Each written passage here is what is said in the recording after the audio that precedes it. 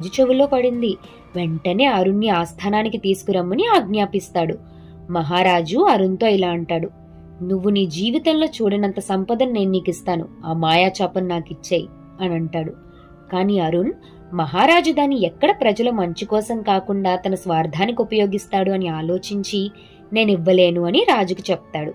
రాజుకి కోపం వచ్చి అరుణ్ని బెదిరించి ఆ మాయాచాపను దొంగలించి తీసుకురమ్మని భటుల్ని ఆజ్ఞాపిస్తాడు. భటులు అరుణ్ ఇంటికి చేరుకొని గమనిస్తారు.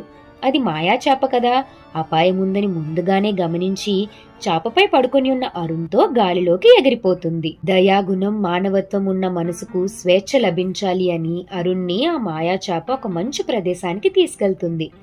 అరుణ్ కథను ఊరంతా గొప్పగా చెప్పుకుంటారు. మానవత్వంతోనే అరుణ్ గొప్పవాడయ్యాడు అని. అక్కడ చుట్టుపక్కనున్న పిల్లలందరికీ అరుణ్ తన కథను చెప్తూ దయ మరియు మానవత్వమే నిజమైన మాయాశక్తి అని బోధిస్తాడు. కుట్టి ఫ్రెండ్స్, మన అరుణ్ చెప్పిన మాట విన్నారు కదూ? దయ మరియు మానవత్వమే నిజమైన మాయాశక్తి. కరెక్ట్ గా చెప్పాడు కదా. మరి ఈ మాట మీరు ఫాలో అవుతారు కదా? నాకు తెలుసు మీరు ఖచ్చితంగా ఫాలో అవుతారు. మరి ఇంకెందుకు ఆలస్యం, ఇలాంటి మంచి మంచి కథల గురించి మన కుట్టి కథల యూట్యూబ్ ఛానల్ ని సబ్స్క్రైబ్ చేసేయండి. మరి ఇంకొక మంచి కథతో మీ కుట్టి త్వరలోనే మీ ముందుకు వస్తుంది. అంతవరకు బాయ్, మరి మళ్ళీ కలుసుకుందాం.